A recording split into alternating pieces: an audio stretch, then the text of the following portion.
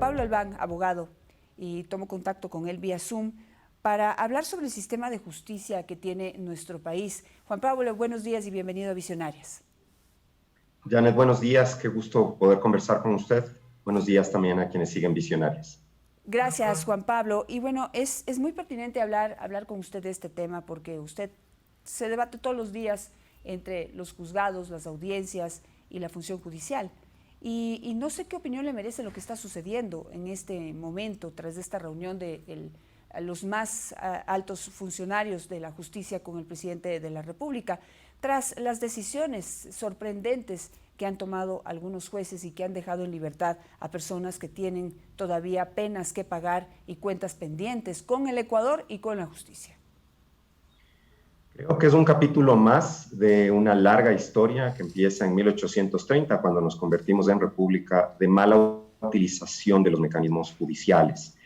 Creo que estamos presenciando nuevamente, de nueva cuenta, actos muy serios de irregularidad judicial, por lo menos si es que no de grave corrupción en el tratamiento de garantías jurisdiccionales. Pero creo que no es de sorprenderse, la verdad, más allá de que sea indignante y de que sin duda tenemos que intervenir y hacer algo, no es de sorprenderse que esto esté pasando. Cuando las propias autoridades del Estado en muchas ocasiones acuden a esos mecanismos, los mal utilizan, promueven trámites irregulares para mantenerse en sus puestos. En este mismo momento, la presidenta de la Asamblea Nacional, el presidente del Consejo de Participación Ciudadana y Control Social y el propio presidente del Consejo de la Judicatura están en sus puestos gracias a garantías jurisdiccionales otorgadas en circunstancias, por decirlo menos, cuestionables, con trámites extraños fuera de las circunscripciones territoriales donde debían tramitarse, etc. Entonces, me parece que la reacción es sumamente tardía. Así como es tardío que el señor presidente de la Corte Nacional de Justicia requiere una extradición un año después de haber tenido el expediente en trámite para poder pedirla y con una sentencia más que ejecutoriada, resulta por lo menos tardío que las autoridades de justicia ahora digan se está mal utilizando las garantías jurisdiccionales en el Ecuador, cuando de hecho algunos de ellos mismos se han beneficiado de ese mal uso de las garantías jurisdiccionales. Eso no significa que nos resignemos, todo lo contrario, es un momento en que debemos alzar la voz. Creo que el gremio de abogados, creo que los profesionales en libre ejercicio debemos alzar la voz para defender la figura de las garantías jurisdiccionales y para repudiar el mal uso de esta figura de las garantías jurisdiccionales. Al final la ley es un texto. La ley en sí no es mala ni es buena. Lo que puede ser malo o bueno y a veces es perverso, y hemos visto en las últimas semanas cómo puede ser perverso, es cómo se interpreta y se aplica esa ley. Pero esto obedece a una lógica de poca institucionalidad en el sector justicia que hemos tenido históricamente y una completa falta de independencia a través de toda la historia republicana en nuestra administración de justicia. Juan Pablo, coincido con usted que el problema no es de las normativas, porque ya estamos empezando a proponer cambios constitucionales, cambios en la Constitución, reformas en la ley. Se hace un llamado a la Asamblea Nacional para que haga su trabajo en este sentido, que haga ya propuestas para ver cómo se puede reformar la ley y este recurso del habeas corpus no pueda ser abusado. Pero yo creo que, no sé si usted coincide o si interpreto bien lo que usted está diciendo, no vamos por ahí, el tema no va por ahí, y mucho menos lo que ha hecho la Corte Nacional de Justicia y el Consejo de la Judicatura en este documento que firmaron luego de la reunión con el presidente, que van y le mandan otra vez a la Corte Constitucional para que delimite y para que precise los alcances de su sentencia sobre el habeas corpus en personas que ya están sentenciadas. Entonces, es una cuestión de que aquí tenemos una mezcla entre falta de profesionalismo, por no llamarlo de otra manera, incumplimiento de funciones y corrupción. Efectivamente, Janet, creo que no debemos tratar de sabotear los mecanismos de protección que existen en la Constitución y en la ley para salvaguardar los derechos de los ciudadanos, entre ellos la libertad, la integridad y la vida, que es concretamente los 3 derechos que busca salvaguardar un habeas corpus. Creo que lo que tenemos es que poner límite a la arbitrariedad, y como usted bien señala, efectivamente hay colegas de profesión que han decidido que deben mal utilizar el sistema para sacar ventaja de las de los comportamientos ya de por sí sospechosos de algunos operadores de justicia. Creo que eso, en cambio, los operadores de justicia que no tienen un comportamiento correcto, que no se dedican a servir a la población, sino a beneficiarse ellos mismos de distintas maneras, sea ascendiendo en la escala de poder o sea obteniendo réditos económicos, podríamos evitarlo a partir de adecuados procesos de selección y de evaluación de los operadores de justicia por parte del Consejo de la Judicatura. Y creo finalmente que no puede echársele la culpa a la Corte Constitucional de cómo funcionan las garantías jurisdiccionales o de que los jueces no hagan su trabajo y el Consejo de la Judicatura supuestamente estuviera atado de manos para sancionarles. No es verdad. Lo que la Corte Constitucional ha hecho a través de sus sentencias, más de 20 sentencias en materia de habeas corpus solamente en la composición actual de la Corte, es justamente dar pautas generales de cómo debe manejarse una garantía jurisdiccional de este tipo para evitar la arbitrariedad, para evitar su manejo arbitrario. Y lo que ha hecho, en cambio, al limitar la potestad disciplinaria del Consejo de la Judicatura en relación con los jueces, no suprimirla, limitarla para que se garantice un debido proceso, para que no sea un mecanismo de presión sobre los jueces, como fue durante el Consejo de la Judicatura que presidió el señor Gustavo Yalc, y que de hecho es la razón por la cual ese Consejo de la Judicatura fue cesado, de arbitrariamente sacar a funcionarios judiciales, no solo jueces, también fiscales, defensores públicos, cuando no se ajustan a las peticiones que se les realiza desde niveles altos de la administración de la función judicial. Entonces, creo yo que no se le puede culpar a la Corte Constitucional. Creo que la respuesta de la Corte Constitucional, además, es, más allá de contundente, totalmente realista. La Corte no puede cambiar sus precedentes. La propia Constitución de la República, en el artículo 436, dice que las sentencias de la Corte tienen efectos generales, constituyen precedente.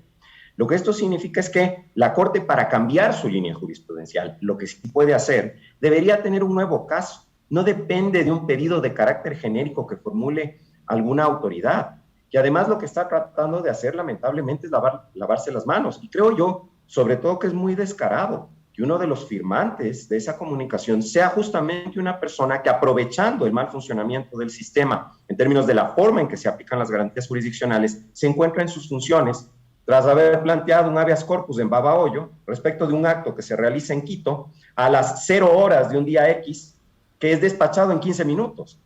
Entonces, es por lo menos descarado que una persona que ha abusado del sistema y que hoy es la máxima autoridad de administración de la función judicial, esté pidiéndole a la Corte Constitucional que cambie de opinión y que lo haga de manera general.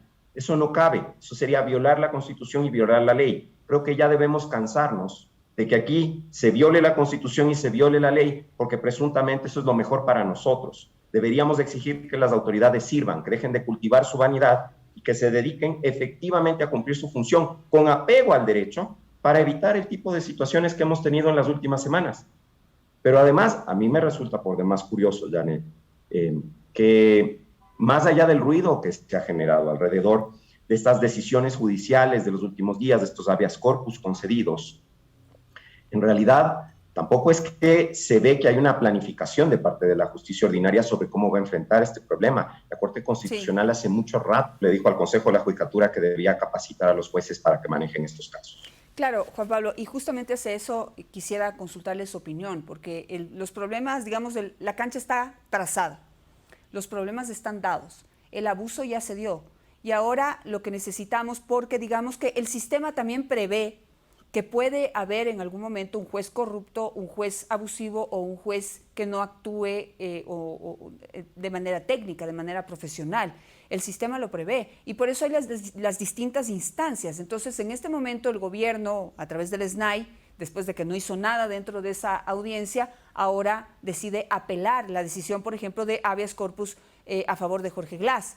Y esto cae en manos de la Corte Provincial de Santa Elena, que teóricamente, corríjame si me equivoco, tenía 10 días para poder emitir una opinión sobre esta utilización o mala utilización del habeas corpus en favor de Jorge Glass. Y nada que responde. Y la verdad, cada día pierdo yo la esperanza de que va a hacer lo que esperamos, lo correcto. ¿Y qué es lo correcto? Que no es quizá lo que aspiro de corazón que haga, sino que haga lo correcto.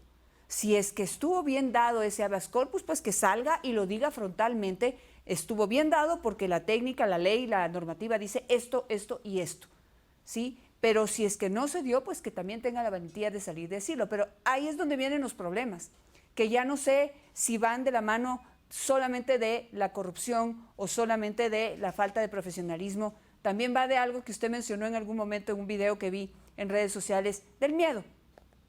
Tienen miedo a hacer lo correcto. Entonces, ¿qué clase de justicia tenemos?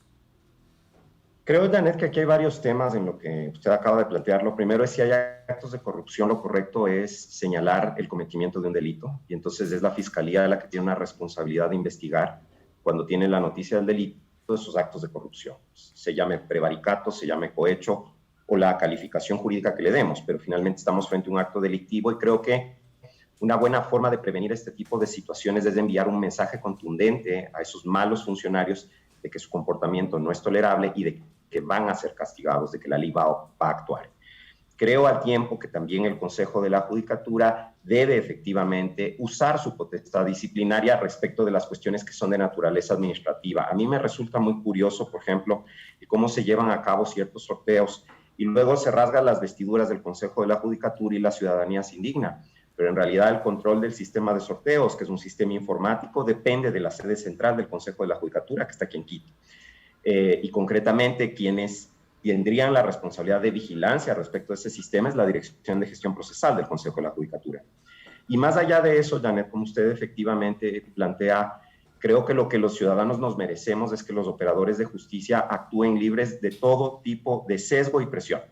Con esto lo que quiero decir es que al revisar una decisión deberían de manera objetiva ponderar qué es lo que las partes han argumentado, qué es lo que la ley y la Constitución determinan, qué es lo que la evidencia señala y entonces tomar una decisión razonable, no una decisión inclinada como consecuencia de la presión política que sufrieron, como consecuencia del miedo a la reacción de la opinión pública o de la fiscalía o como consecuencia del soborno que les dio alguna de las partes. Deberían realmente actuar de manera objetiva.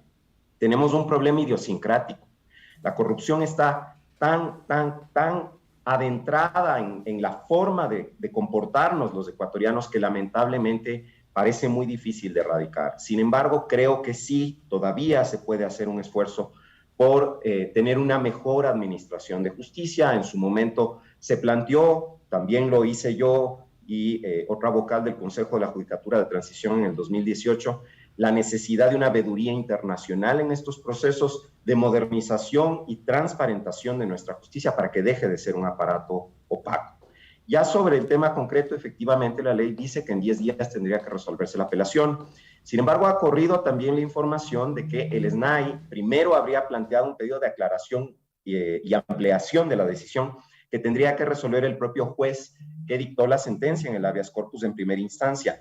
Y parecería que la traba se produce en ese punto cuando esa aclaración y ampliación no se ha resuelto o no se habría resuelto en tiempo, y entonces los autos no se habrían elevado también a tiempo a la Corte Provincial de Santa Elena para que se pronuncie. Sin embargo, la ciudadanía está expectante y yo espero realmente de esos jueces de la Provincial de Santa Elena lo que usted señaló, más allá de que nos guste o no nos guste la decisión, que quede muy claro que hicieron un ejercicio razonable, que hicieron una reflexión profunda, que aplicaron la ley, que eso es lo que hicieron. Más allá de que resuelvan, yo eso es sinceramente lo que espero. No se trata de ganar o perder, se trata de demostrarle al país que se puede hacer justicia sin presión. Ahora, el problema nos queda, digamos, a la gente común y corriente que tarde o temprano, en cualquier momento uno tiene que acudir al sistema de justicia, ya sea para demandar justicia o por ser demandado por alguien más para recibir esa justicia también. Y ahí es donde viene también el problema, cómo confiar en un sistema en donde saltan a la vista tantas irregularidades, tantos problemas de corrupción y en donde no solamente colaboran, digamos, no solamente están inmiscuidos aquí los jueces, los fiscales, una Corte Nacional de Justicia que no hace lo que debe hacer, un Consejo de la Judicatura que tampoco hace lo que debe hacer, una Corte Constitucional que finalmente pone las reglas sobre la mesa, pero no sé si es que también puede como socializar mejor esas decisiones, no sé. por lo menos interesarse en que el sistema funcione mejor. No se trata solamente de decir lo que hay que hacer, sino ver también en qué país estamos y qué sistema es el que tenemos. Pero también hay abogados, y usted no me dejará mentir, que no defienden a nadie, o sea, que proponen, mire, yo le hago ganar el juicio, ¿sí? Sin tampoco aplicar ni una técnica ni un profesionalismo, y también contribuyen en este sistema para que haya corrupción. Entonces, está podrido de lado a lado, y en ese sentido sí me pregunto si estamos contra la pared y no hay nada que hacer. ¿Qué podemos hacer? Yo observo dos efectos del mal funcionamiento histórico de la justicia en el Ecuador, Janet. Efectivamente, el primero de ellos es esta decisión de varios colegas de que para lograr hacer su trabajo, para lograr ejercer su profesión, para lograr obtener un rédito económico del ejercicio profesional, deben ajustarse al sistema. Y ajustarse al sistema implica en promover prácticas corruptas, y lamentablemente el desprestigio de la profesión, creo yo, está bastante justificado, porque históricamente en el Ecuador una gran mayoría de los abogados ha ejercido la profesión pensando más en el resultado que en la forma, y lamentablemente eso lo que termina promoviendo es prácticas corruptas. Pero observo otro efecto, Janet, que es un efecto invisibilizado. La gente se indigna mucho cuando se vuelve público un acto de corrupción a nivel de la justicia o un procedimiento irregular, como lo que ha ocurrido en las últimas semanas. La gente se ha indignado porque es, por decirlo menos, curioso que hay una decisión en Manglar Alto respecto a una persona privada de libertad en La Tacunga, que es por lo menos curioso que el líder de una de las más notables bandas de delincuencia organizada reciba un beneficio de habeas corpus en circunstancias por lo menos discutibles. Entonces la gente se indigna. Pero cuando las personas tienen un caso personal, como ya saben cómo el sistema funciona, de hecho lo primero que le dicen al abogado es: usted conoce al juez, hay cómo hablarle, hay cómo acercarse a él, usted es amigo. Y de hecho muchas veces la persona contrata al profesional pensando en qué capacidad tiene ese profesional, qué habilidad tiene ese profesional de torcer el sistema para hacerlo funcionar en su beneficio. Entonces es un ciclo sin fin, es un círculo vicioso, porque finalmente los propios ciudadanos que se indignan frente a la corrupción en causa ajena, les entusiasma la posibilidad de la corrupción en causa propia si eso les permite ganar. Y es de ese aspecto de nuestra idiosincrasia que debemos cambiarlo. A nosotros la corrupción no debe indignarnos cuando es la corrupción de otros. Debe indignarnos la corrupción propia de ponernos en doble fila en el semáforo. Debe indignarnos la corrupción propia de pagar un tramitador para que nos haga una gestión cuando deberíamos ir a hacer una fila. Debe indignarnos la corrupción propia de copiar en un examen. Eso debe indignarnos tanto como nos indigna la corrupción ajena, y entonces tal vez haya la esperanza de que culturalmente cambiemos y erradiquemos la corrupción, no solo en el ámbito judicial, sino en todos los ámbitos.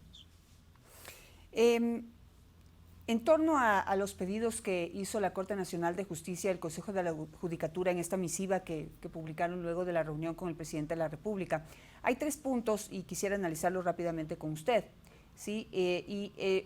Uno de ellos hace referencia a quizás volver al sistema que estaba durante la administración de Yalc y que permitía, usted lo mencionó al inicio de esta entrevista, sancionar jueces, pero no por que incumplieron con la normativa, sino porque no se alinearon al poder político. Y de alguna manera están pidiendo que eso vuelva y nos piden que confiemos en que quienes están ahora no van a mal utilizar la figura como lo hicieron otros en el pasado. ¿Qué opina usted sobre eso? Creo que estaba mal entonces y creo que está mal ahora. Recientemente Ecuador ha sido condenado nuevamente en sede internacional en el marco del caso El Universo, como consecuencia de la falta de independencia judicial. Yo mismo tuve el privilegio de ser perito propuesto por las víctimas en esa causa y describí cómo históricamente la independencia judicial en el Ecuador ha estado comprometida.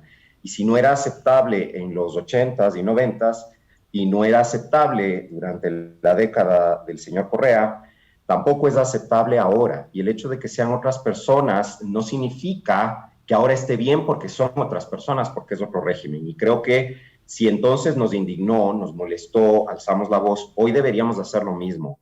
He visto que varios colegas de hecho lo están haciendo, pero me resulta muy llamativo que buena parte de la ciudadanía que antes reclamaba por la mala utilización del aparato de justicia y sobre todo del sistema disciplinario para sacar a jueces que no estaban alineados, hoy estén de acuerdo y estén vitoreando que el presidente de la Corte Nacional y el del Consejo de la Judicatura hayan hecho este pedido a la Corte Constitucional, que no se va a retractar.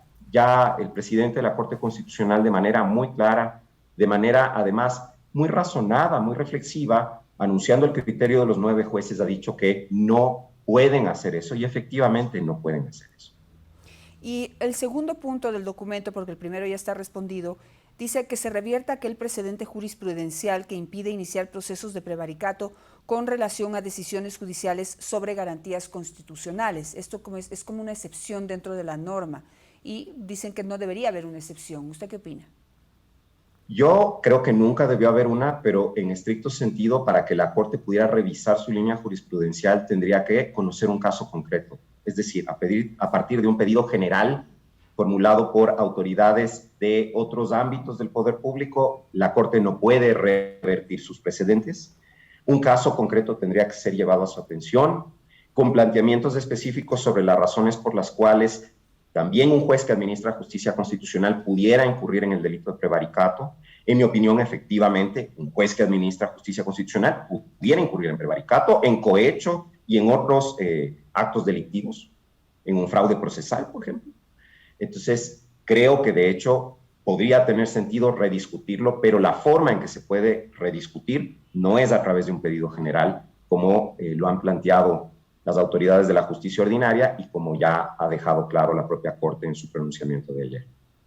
Por último, Juan Pablo, ¿qué va a pasar con otros privados de la libertad que, digamos que están acudiendo al habeas corpus para poder hacer cumplir sus derechos constitucionales, sus derechos humanos? Tengo un caso, no lo voy a mencionar porque lo voy a abordar en los próximos días, pero tengo un caso de un PPL, es norteamericano ecuatoriano, pero tiene también un documento de la Comisión Interamericana de Derechos Humanos que le recomienda al sistema carcelario que lo saque de la cárcel para que pueda cumplir su pena en otro lado. Y es una persona que además denuncia violación de sus derechos desde el inicio, porque es una persona que fue sentenciada 2 veces por el mismo delito, lo cual está absolutamente prohibido por nuestra normativa. Y además, dentro de la cárcel, si hablamos de tortura, si un habeas corpus se da luego de una sentencia por tortura, denuncia y me parece que logró comprobarlo a través del sistema de salud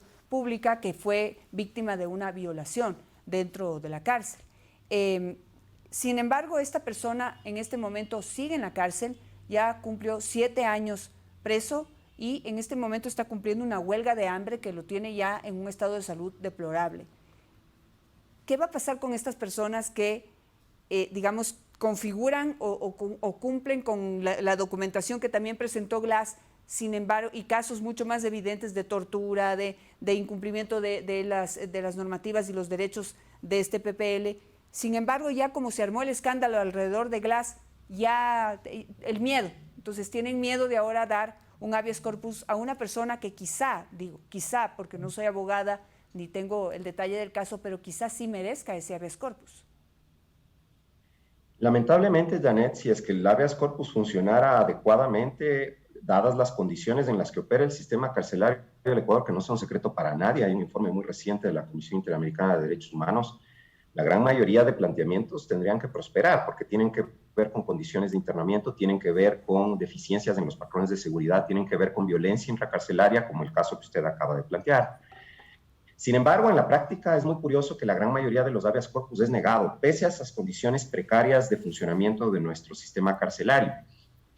Y por eso, precisamente, es tan llamativo que en casos de alto perfil, con componentes políticos y trámites irregulares, prosperen, cuando en los casos correctamente planteados, en la circunscripción que corresponde, no prosperan. Si es que el sistema funcionara adecuadamente, seguramente tendrían que otorgarse más habeas corpus, esa es la realidad, pero ahora creo que la ciudadanía va a ponerse a la defensiva frente a la figura del habeas corpus, y eso a mí me preocupa mucho, porque es un mecanismo de garantía de derechos. Lo que deberíamos promover es que los jueces hagan el proceso de reflexión, el proceso de análisis a partir de la evidencia, el proceso de análisis jurídico a partir de la normativa, de las condiciones de operación del sistema carcelario, de la legalidad de las detenciones y demás, en cada caso de manera adecuada. Yo esperaría que en adelante lo que se promueve es que los jueces resuelvan bien los habeas corpus Me preocupa más bien que tengamos un retroceso, Janet, y justamente que en casos como el ejemplo que usted acaba de citar, donde es totalmente razonable que se otorgue un habeas corpus, se niegue el habeas corpus por el temor de cuál va a ser la reacción social si lo otorga. Entonces, me preocupa cómo esto va a afectar la calidad de la garantía jurisdiccional, más allá de que el planteamiento del presidente de la Corte Nacional y del presidente del Consejo de la Judicatura no prospere, porque es descabellado. ¿Cómo va a afectar la calidad de esta garantía jurisdiccional lo que ha pasado en estas últimas semanas y la percepción social negativa sobre esa garantía jurisdiccional?